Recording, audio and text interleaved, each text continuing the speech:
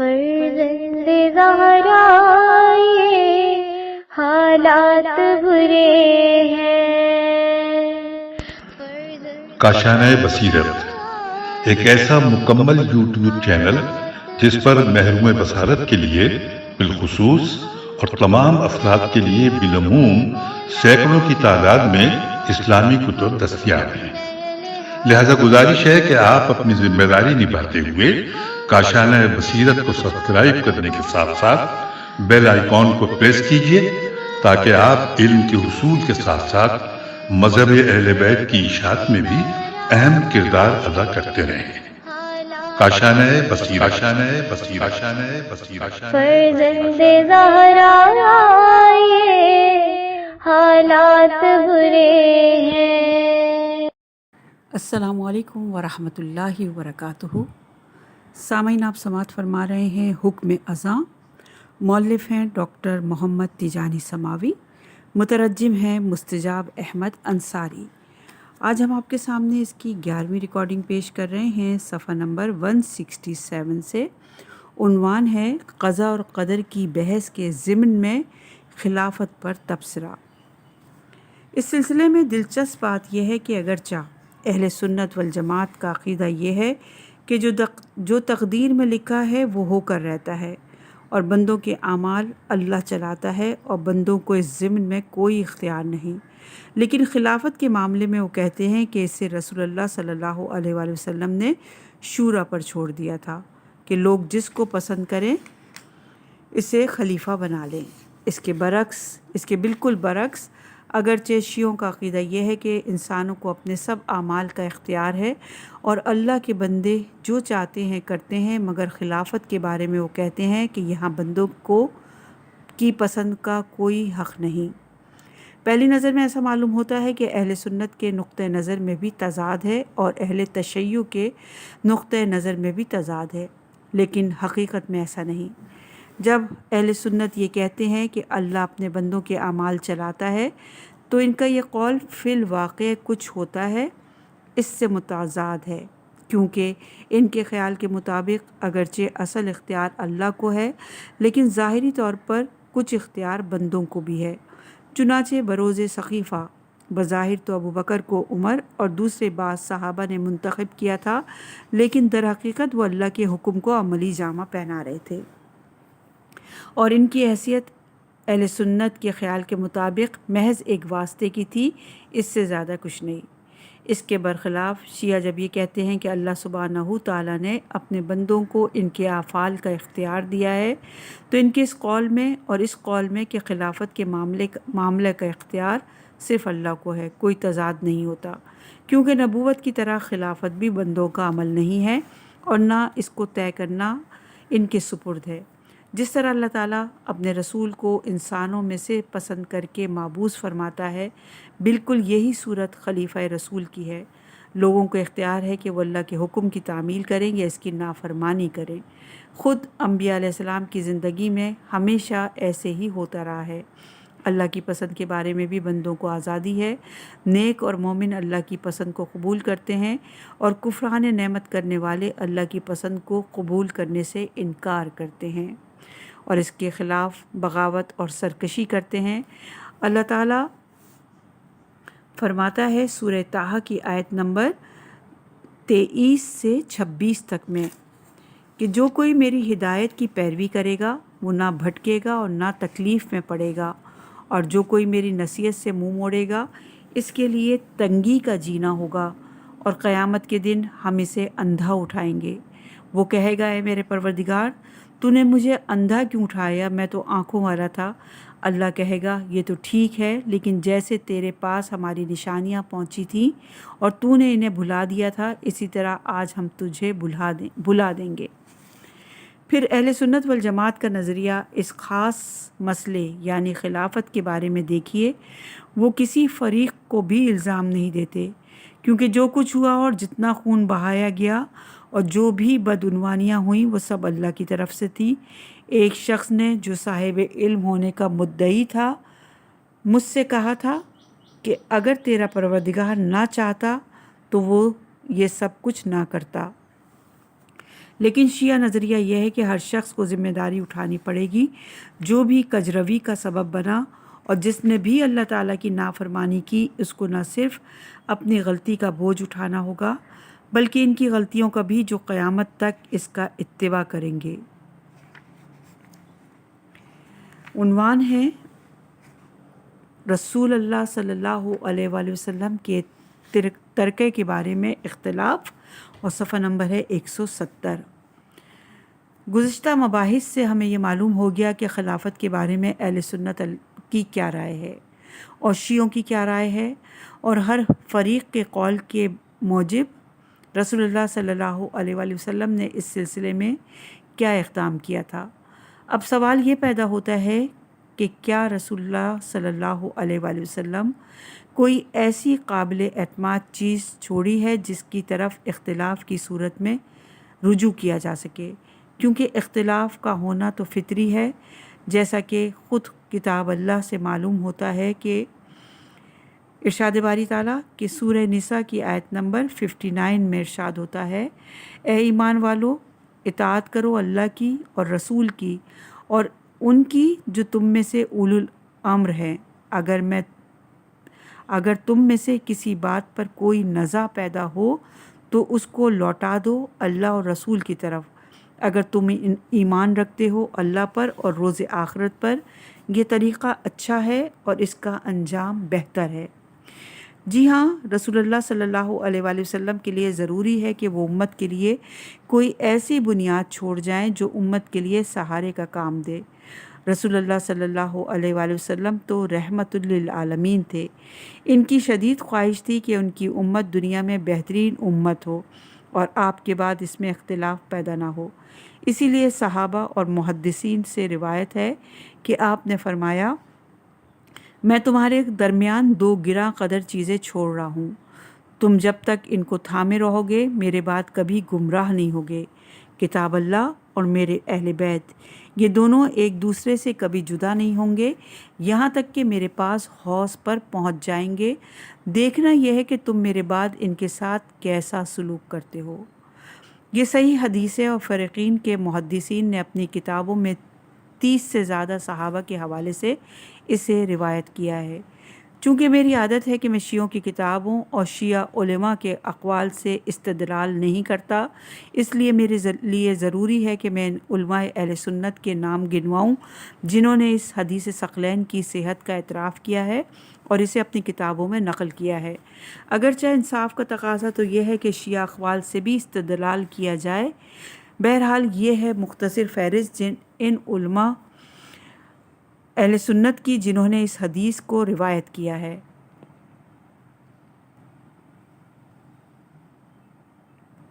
Number 1، مسلم بن حجاج نیشاپوری، صحیح مسلم، فضائل علی ابن ابی طالب، جلد نمبر 7 صفحہ نمبر 122۔ نمبر 2، محمد بن عیسیٰ سلمہ، ترمذی، جامع ترمذی، جلد نمبر 5 صفحہ نمبر 328۔ نمبر 3، احمد بن شعیب بن علی نسائی، خصائص امیر المومنین، صفحہ نمبر 21۔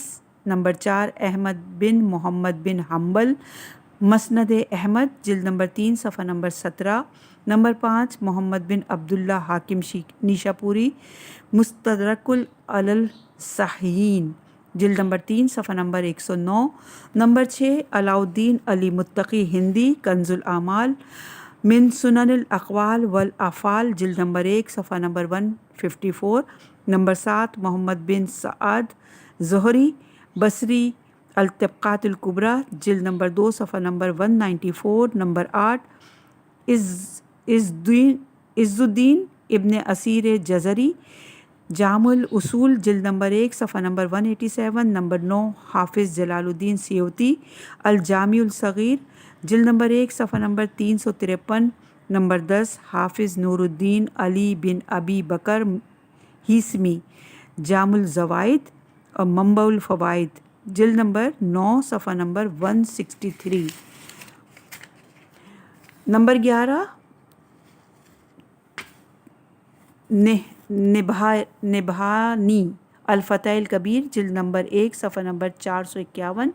نمبر 12، عز الدین ابن اسیر جزری، اسد الغابیہ، فی المعرفۃ الصحابہ جلد نمبر 2 صفحہ نمبر 12۔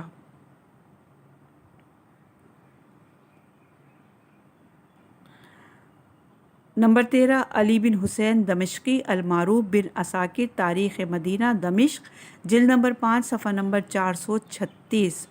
نمبر 14 اسماعیل بن عمر المعروف بن ابی کثیر تفسیر القرآن العظیم جلد نمبر 4 صفحہ نمبر 113۔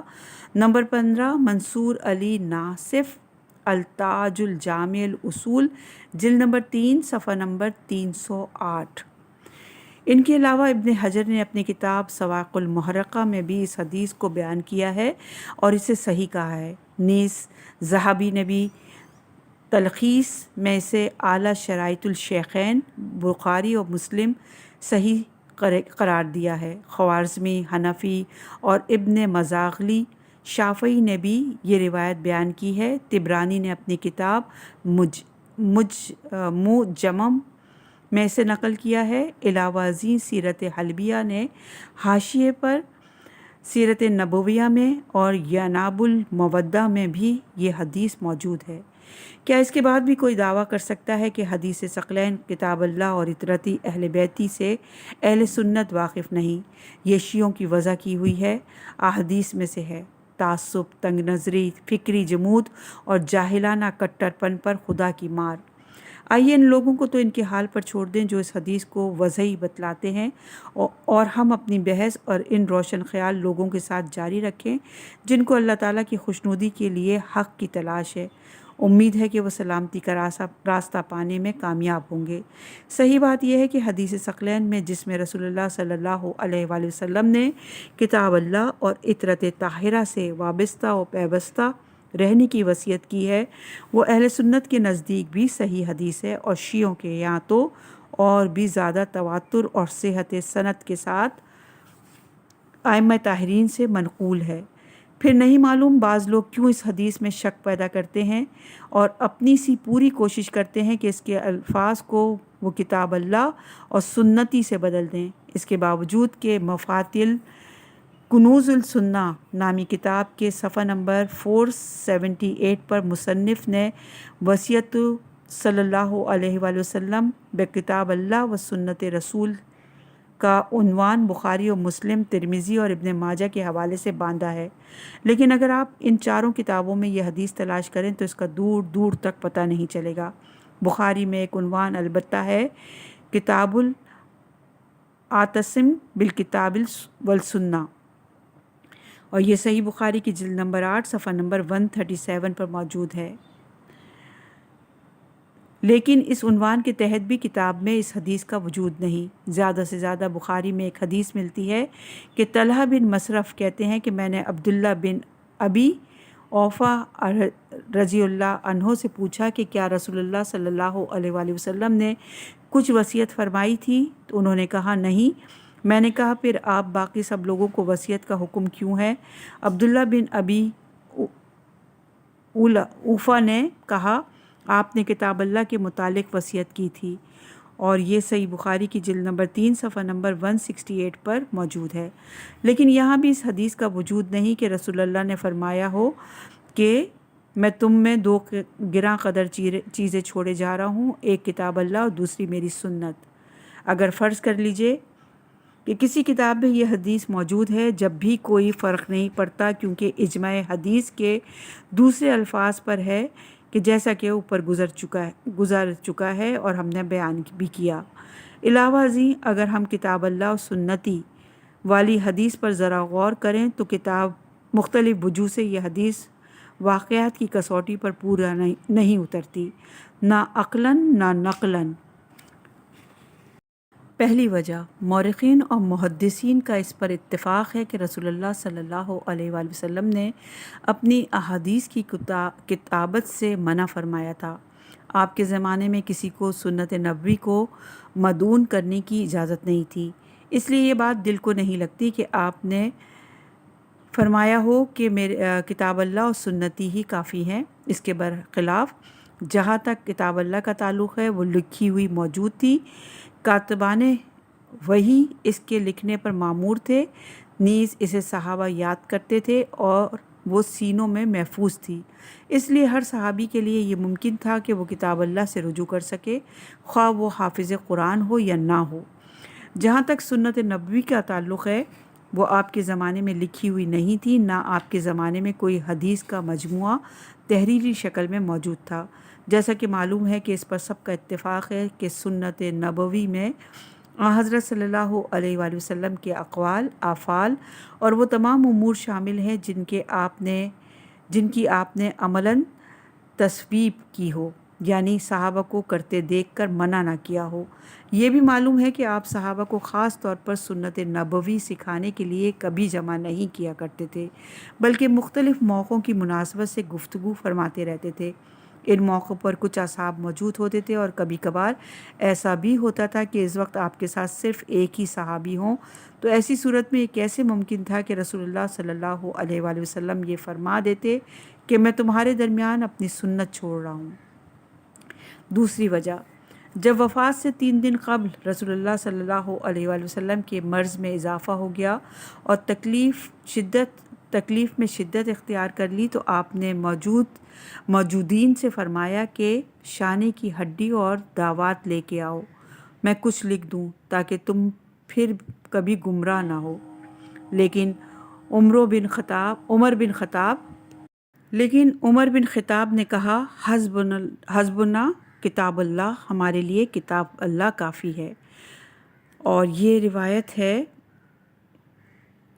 صحیح بخاری کی میں باب مرض النبی و وفات، جلد نمبر 5 صفحہ نمبر 138، اور صحیح مسلم کی جلد نمبر 2 کتاب الوصیہ۔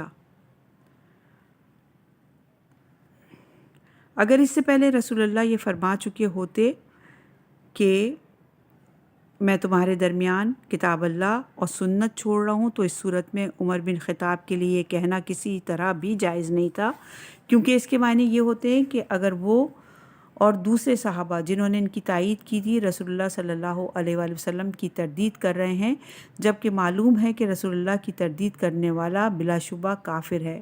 میرے خیال میں اہل سنت والجماعت کو یہ بات کبھی بھی پسند نہیں ہوگی کہ اس کے ساتھ یہ بھی اضافہ کر لیجئے کہ عمر بن خطاب نے خود احادیث بیان کرنے پر پابندی عائد کر رکھی تھی، اس لیے ہم سمجھتے ہیں کہ یہ حدیث اہل بیت کے کسی مخالف کی گڑھی ہوئی ہے۔ اور حاشیے میں لکھا ہے کہ احادیث کی گھڑنت کے بارے میں علامہ مرتضیٰ عسکری کی کتاب آ جائیں دین میں ائمہ اہل بیت کا کردار، احیاء دین میں ائمہ اہل بیت کا کردار، اس میں یہ تفصیل موجود ہے۔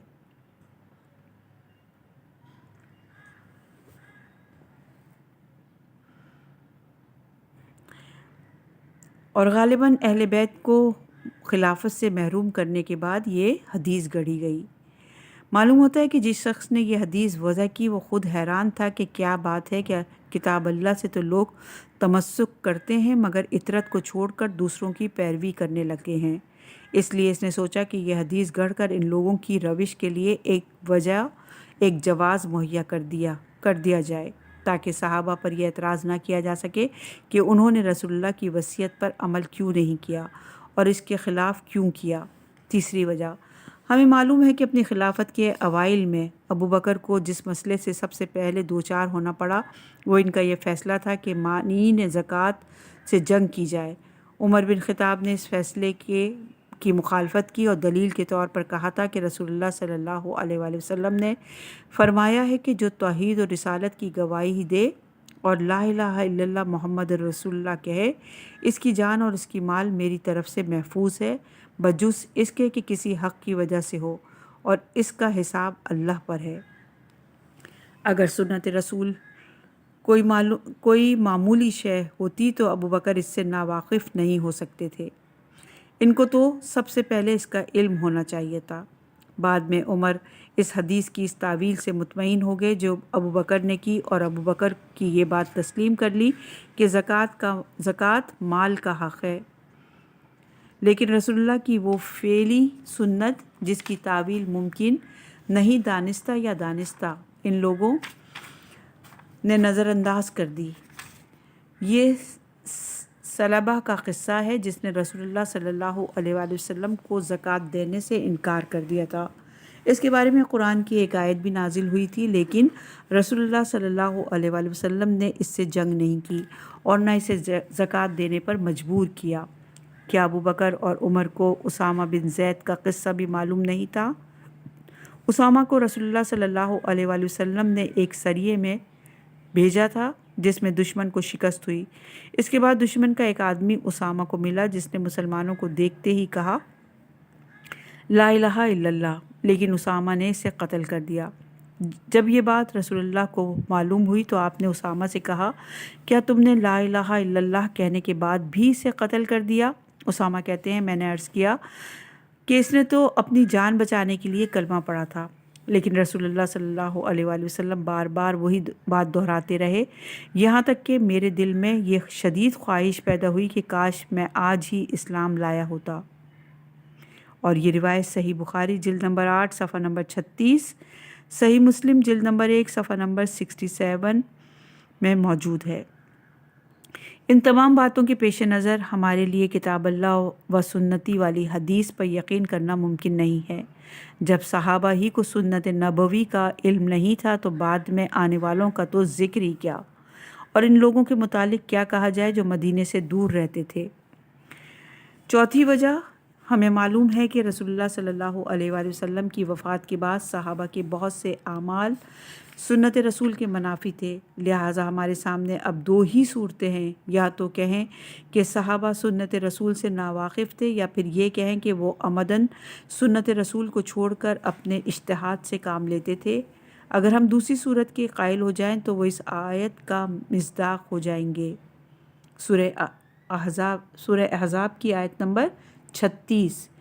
किसी मोमिन या मोमना के लिए ये मुनासिब नहीं कि जब अल्लाह और उसका रसूल किसी काम का फ़ैसला कर दें तो वो ये कहें कि इन्हें अपने काम में कुछ इख्तियार है, और जिसने अल्लाह और उसके रसूल की नाफरमानी की तो वो सरीहन गुमराह हो गया।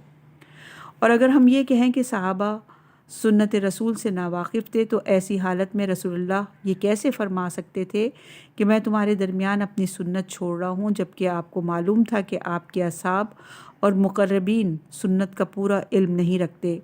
बाद में आने वालों का तो तस्करा ही क्या, जिन्होंने आपको देखा तक नहीं। ऐसी हालत में तो आपके लिए ज़रूरी था कि आप सहाबा को अहादीस लिखने का हुक्म देते, ताकि एक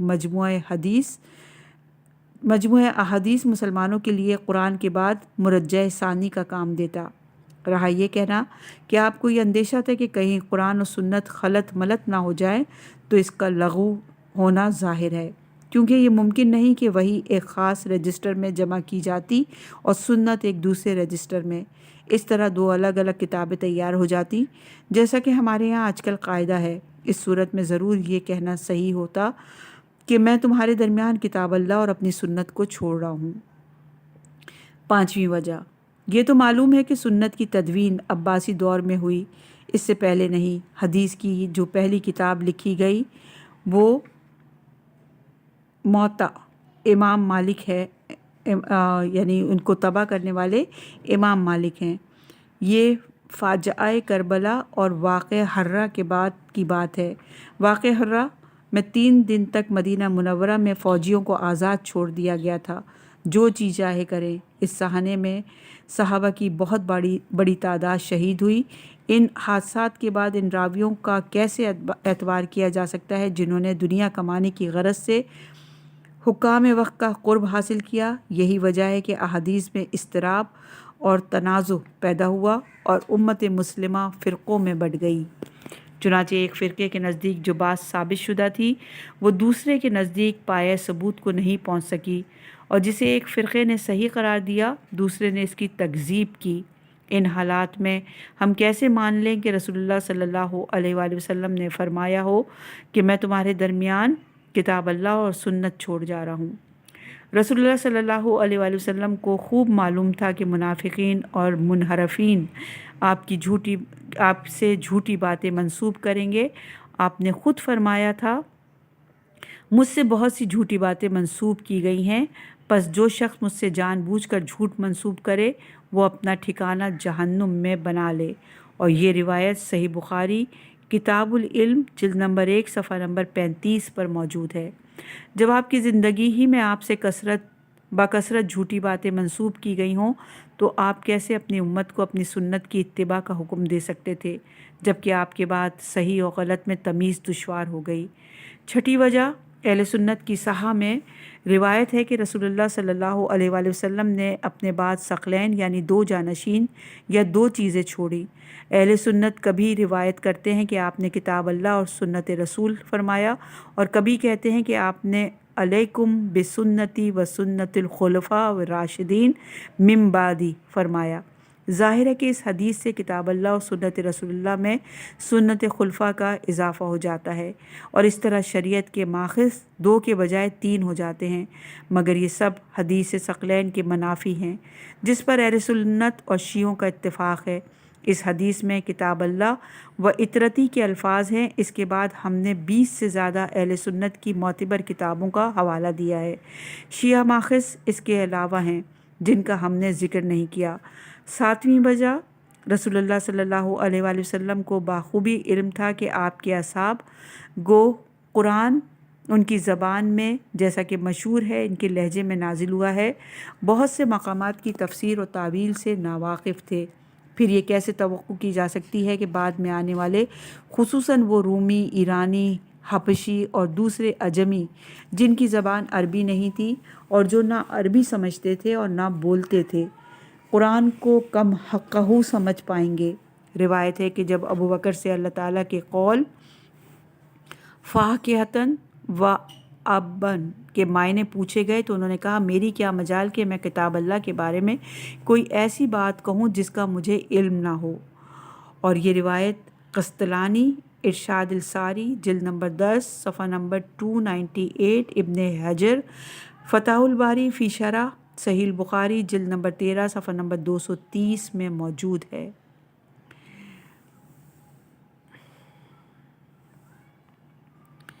اسی طرح عمر بن خطاب کو بھی اس کے معنی معلوم نہیں تھے۔ انس بن مالک سے روایت ہے کہ ایک دفعہ عمر بن خطاب نے ممبر پر یہ آیت پڑھی، فَأَنبَتْنَا فِيهَا حَبًّا وَعِنَابًا وَقَبَضْنَا وَزَيْتُونًا وَنَخْلًا وَحَدَائِقَ غُلَبًا فَاكِهَةً وَأَبًّا۔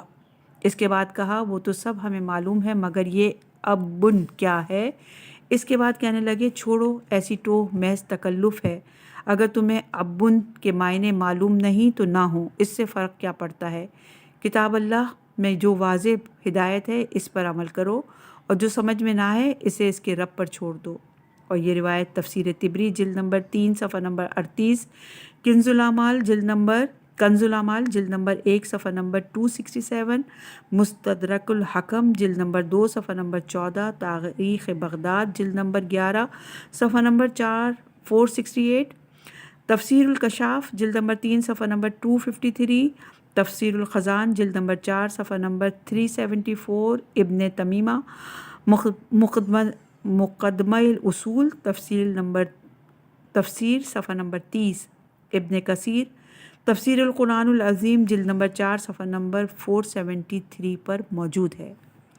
جو کچھ یہاں کتاب اللہ کی تفسیر کے بارے میں کہا گیا ہے اس کا اطلاق سنت نبوی کی تفسیر پر بھی ہوتا ہے۔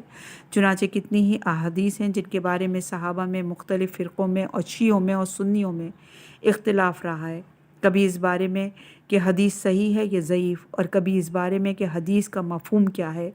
وضاحت کے لیے میں اس اختلاف کی چند مثالیں پیش کرتا ہوں۔ نمبر 1 صفحہ نمبر ہے 180، حدیث کی صحت اور عدم صحت کے بارے میں صحابہ میں اختلاف۔ یہ صورت خلافت ابو بکر کے ابتدائی ایام میں اس وقت پیش آئی جب فاطمہ بنت رسول صلی اللہ علیہ وآلہ وسلم ابو بکر کے پاس آئیں اور فدق کی واگزاری کا مطالبہ کیا۔ جب فاطمہ سلام اللہ علیہا کا دعویٰ تھا کہ فدق ان کے والد نے اپنی زندگی میں انہیں عطا کر دیا تھا، لیکن ان کے والد کی وفات کے بعد ان سے لے لیا گیا، ابو بکر نے اس دعوے کو غلط قرار دیا اور اس کی تردید کی کہ رسول اللہ صلی اللہ علیہ وآلہ وسلم نے اپنی زندگی میں فدق جناب فاطمہ کو دے دیا تھا۔ جناب فاطمہ نے یہ مطالبہ بھی کیا کہ ان کے والد کی میراث انہیں دی جائے، لیکن ابو بکر نے کہا کہ رسول اللہ صلی اللہ علیہ وآلہ وسلم نے فرمایا ہے کہ ہم انبیاء کا کوئی وارث نہیں ہوتا، جو کچھ ہم چھوڑیں وہ صدقہ ہوتا ہے۔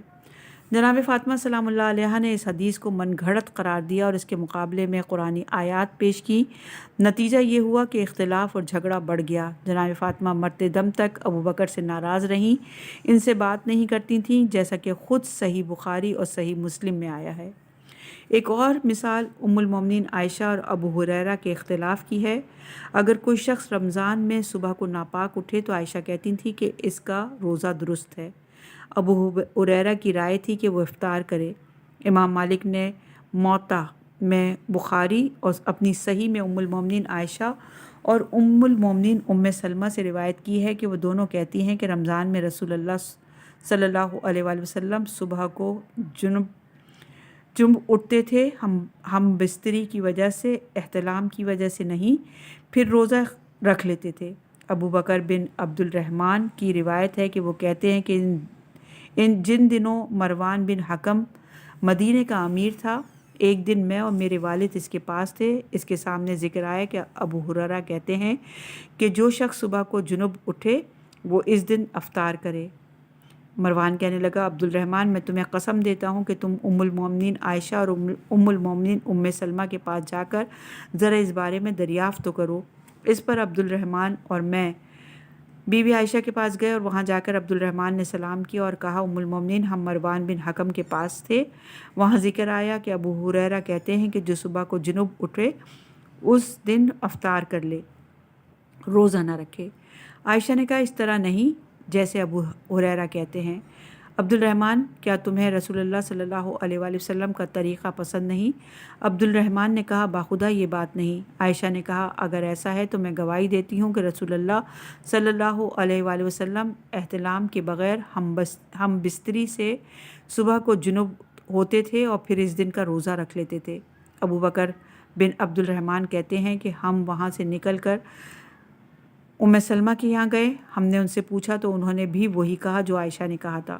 اس کے بعد ہم واپس مروان بن حکم کے پاس پہنچے اور جو کچھ ان دونوں نے کہا تھا وہ مروان کو بتایا۔ مروان نے کہا، ابو محمد، دروازے پر سواری موجود ہے، تم فوراً سوار ہو کر ابو ہریرہ کے پاس جاؤ، وہ عتیق میں اپنی زمین پر ہیں، انہیں جا کر سب بات بتلاؤ۔ چنانچہ عبد الرحمن سوار ہوئے، میں بھی ان کے ساتھ سوار ہوا اور ہم دونوں ابو ہریرہ کے پاس پہنچے۔ عبد الرحمن نے کچھ دیر ان سے ادھر ادھر کی باتیں کی، پھر اصل موضوع پر آئے۔ ابو ہریرہ نے کہا، مجھے تو اس بارے میں کچھ معلوم نہیں، مجھے تو کسی نے کہا تھا۔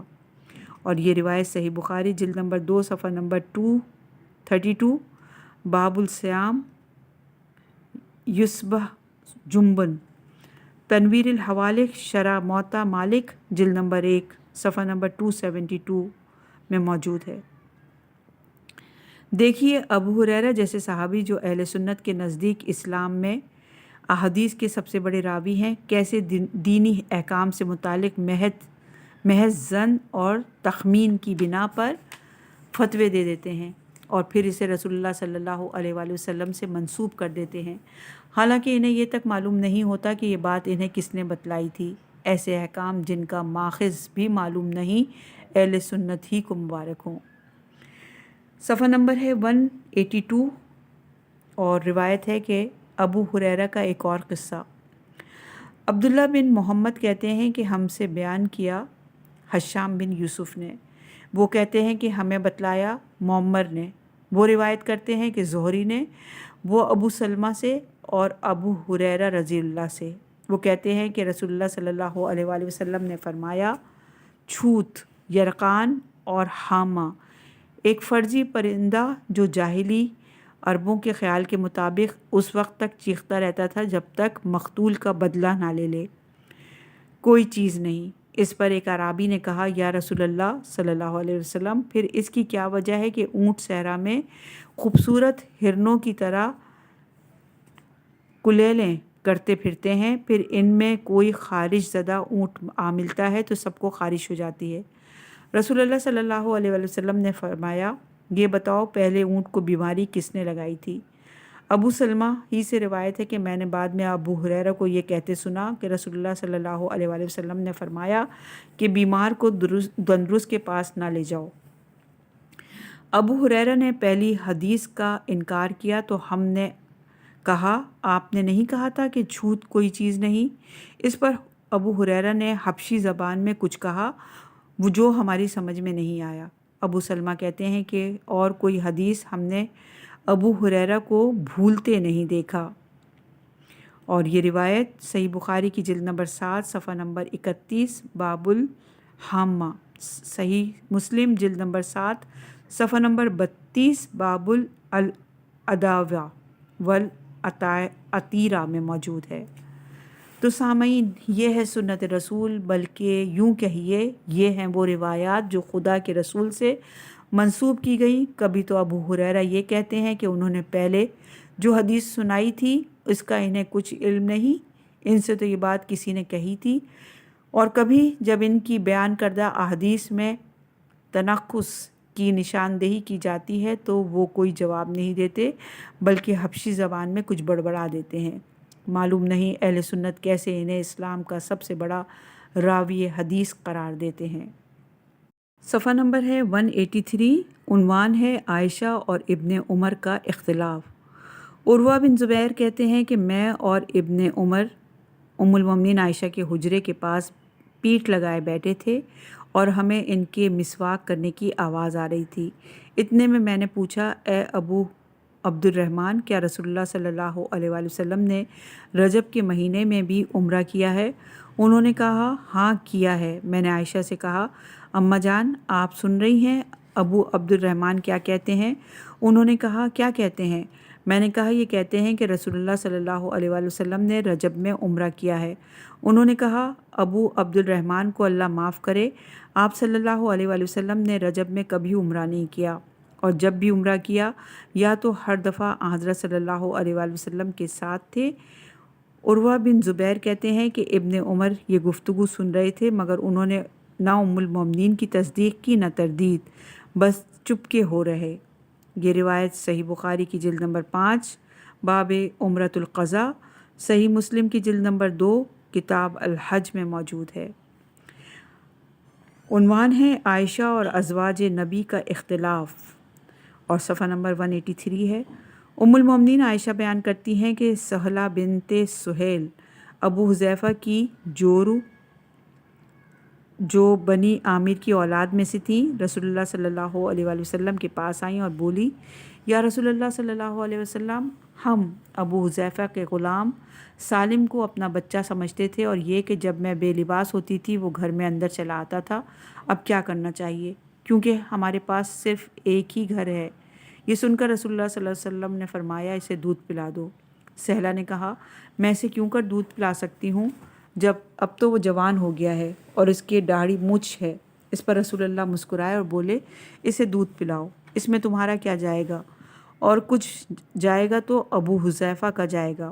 ام المومنین عائشہ اس حدیث پر عمل کیا کرتی تھیں اور جس آدمی کو چاہتی تھی ان کے پاس آ جایا کرے تو اپنی بہن ام کلثوم کو حکم کرتی اور اپنی بھتیجیوں کو بھی کہ اس آدمی کو اپنا دودھ پلا دیں، لیکن دوسری امہات المومنین اس کا انکار کرتی تھیں کہ بڑھپن میں رضاعیت کی کے سبب کوئی ان کا محرم بن کر ان کے پاس آ جا سکتا ہے۔ وہ کہا کرتی تھیں کہ رسول اللہ صلی اللہ علیہ وآلہ وسلم نے یہ رخصت خاص سہلہ بنت سہیل کو دی تھی، بخدا ایسی رضاعیت کے سبب کوئی ہمارا محرم نہیں بن سکتا۔ اور یہ روایت صحیح مسلم کتاب الرضا جلد نمبر 4 صفحہ نمبر 116، موطا امام مالک کتاب الرضا جلد نمبر 2 اور صفحہ نمبر 116 پر موجود ہے۔ تحقیق کرنے والا جب ایسی روایت دیکھتا ہے تو اسے یقین نہیں آتا، لیکن یہ ایک افسوسناک حقیقت ہے، ایسی روایات جن سے رسول اللہ صلی اللہ علیہ وسلم کی عصمت پر حرف آتا ہے حدیث کی معتبر کتابوں میں موجود ہیں۔ یہ روایات رسول اللہ صلی اللہ علیہ وسلم کو جو خصائل حسنہ کے پیکر تھے اور مکارم الاخلاق کی تکمیل کے لیے مابعوث ہوئے تھے، ایک ایسے شخص کے روپ میں پیش کرتی ہیں جو اخلاق کی اقدار کی دھجیاں بکھیرتا ہے اور دین اسلام میں ایسی مضحکہ خیز باتیں داخل کرتا ہے کہ فراز تو کیا دیوانہ بھی بے ساختہ ہنس پڑے۔ غلامی رسول میں موت بھی قبول ہے کا نعرہ بلند کرنے والے مسلمان کیا ایسی کوئی حدیث قبول کر سکتے ہیں جو خدا کے عظیم الشان رسول کا استخفاف کرتی ہو، عقل کی کسوٹی اور اخلاق کے معیار پر پوری نہ اترتی ہو، ایمانی غیرت کے منافی ہو اور شرم و حیا کا جنازہ نکال دے؟ کیا کوئی غیرت مند مسلمان اپنی بیوی کو اس بات کی اجازت دے سکتا ہے کہ وہ کسی جوان آدمی کو دودھ پلائے تاکہ وہ اس کی ماں بن جائے؟ اے اللہ کے رسول صلی اللہ علیہ وآلہ وسلم، آپ کی ذات والا صفات ایسی بیہودہ باتوں سے بہت بلند ہے اور یہ آپ پر بہتان عظیم ہے۔ یہ کیسے باور کر لوں کہ رسول اللہ صلی اللہ علیہ وآلہ وسلم جس مرد کے لیے نامحرم عورت کو چھونا اور اس سے ہاتھ ملانا حرام قرار دیا ہے، وہ بڑے پن میں عورت کا دودھ پینا جائز قرار دے سکتا ہے؟ استغفر اللہ۔ میں اس حدیث سازی کا مقصد تو نہیں جانتا، البتہ یہ جانتا ہوں کہ بات اس حدیث کی حدود سے نکل کر آگے بڑھ گئی اور سنت جاریہ بن گئی، کیونکہ ام المومنین عائشہ اس حدیث پر عمل کرتی تھیں اور جس شخص کو چاہتی تھیں ان کے پاس آیا جایا کرے، اسے رضاعت کے لیے اپنی بہن ام کلثوم کے پاس بھیجا کرتی تھیں۔ ذوق آگہی رکھنے والوں کو معلومات کے لیے بتاتا چلوں کہ لوگوں کو ام المومنین عائشہ کا محرم بن کر ان کے پاس آنا جانا صرف اسی صورت میں جائز ہو سکتا تھا جب ان کی رضائیت 5 دفعہ ہوئی ہو، کیونکہ ام المومنین ہی کی روایت ہے کہ اللہ نے 10 مرتبہ رضائیت والی آیت اتاری تھی، پھر یہ 5 دفعہ رضائیت والی آیت سے منسوخ ہو گئی، پس یہ آیت برابر پڑھی جاتی تھی یہاں تک کہ رسول اللہ صلی اللہ علیہ وآلہ وسلم کے انتقال کے بعد بھی قرآن میں تھی، لیکن اب قرآن میں موجود نہیں۔ اور یہ روایت صحیح مسلم جلد نمبر 4 صفحہ نمبر 167 باب تحریم میں موجود ہے، اور حاشیے میں لکھا ہے کہ یہ قرآن جو ہمارے ہاتھوں میں ہے وہی ہے جو خاتم الانبیاء حضرت محمد مصطفیٰ صلی اللہ علیہ وآلہ وسلم پر نازل ہوا تھا اور اس میں کوئی تحریف نہیں ہوئی ہے۔ 3 صدی کے شیخ صدوق رحمۃ اللہ علیہ نے سے لے کر 14ویں صدی کے آیت اللہ خوئی تک شیعہ علماء کبھی تحریف قرآن کے قائل نہیں رہے۔ ان کی کتابیں، ان کے فتوے اس بات کا منہ بولتا ثبوت ہیں، لیکن خدا معلوم کچھ لوگ مقطوع السند اخبار الاحاد کے سہارے شیعہ دشمنی کی بھڑاس نکالتے ہیں اور شیعوں پر یہ سنگین تہمت لگاتے ہیں کہ ان کا قرآن 40 پاروں کا ہے وغیرہ وغیرہ۔ آگے بیان ہوتا ہے کہ ام المومنین بی بی عائشہ آیہ رضائیت کہ شیر خوار کو 10 مرتبہ دودھ پلانا معین ہے، کچھ جزء قرآن بتاتی ہیں، اور یہ آیت صحیح مسلم، سنن ابو داؤد، سنن نسائی، سنن دوارمی اور موطا مالک میں لکھی ہے۔ بعد میں دوسری جگہ ہے کہ عمر بن خطاب آیہ رجم کچھ جزء قرآن بتاتے ہیں، اور یہ آیت صحیح بخاری، صحیح مسلم، جامع ترمذی، سنن ابو داؤد، سنن ابی ماجہ اور موطا مالک میں لکھی ہے۔ پھر عمر بن خطاب کہتے ہیں کہ آیہ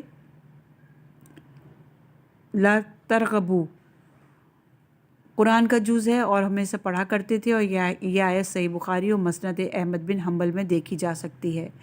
سنن ابی ماجہ میں ہے کہ ام المومنین نے کہا کہ زانی اور زانیہ کو سنسار کرنے کی آیہ رجم نازل ہوئی تھی، نیز یہ کہ بڑے پن میں 10 دفعہ دودھ پلانے کی آیت نازل ہوئی تھی اور ایک کاغذ پر لکھی ہوئی تھی، میرے تخت کے نیچے رکھی تھی جب رسول اللہ صلی اللہ علیہ وآلہ وسلم اس دنیا سے رخصت ہوئے اور ہم افسر و تفریح کے عالم میں تھے تو بکری اسے کھا گئی۔ اور صحیح مسلم میں ترقیم ہے کہ ابو موسیٰ اشعری نے بصرے میں 300 قاریان قرآن کو خطاب کرتے ہوئے کہا، ہم ایک سورہ پڑھا کرتے تھے جو طویل تھا اور جس کا مضمون سورہ توبہ کی طرح سخت تھا، بعد میں ہم وہ سورہ بھول گئے، البتہ اس کی یہ آیت میرے حافظے میں ہے۔ باقی ہے کہ لو کانا ابن آدم وادیان من مال لا یبتغى وادیان ثالثا ویملا جوف ابن آدم الی تراب۔ اس طرح ہم ایک اور سورہ بھی پڑھا کرتے تھے جو مصحبات میں سے ایک کے مشابہ تھا، اور وہ سورہ ہم بھول گئے، اور مجھے اس کی فقط یہ آیت یاد رہ گئی کہ یا ایھا الذین آمنوا لما تقولون ما لا تفعلون فکتبتم شہادۃ فی اعناقکم فتسألون عنہا یوم القیامہ۔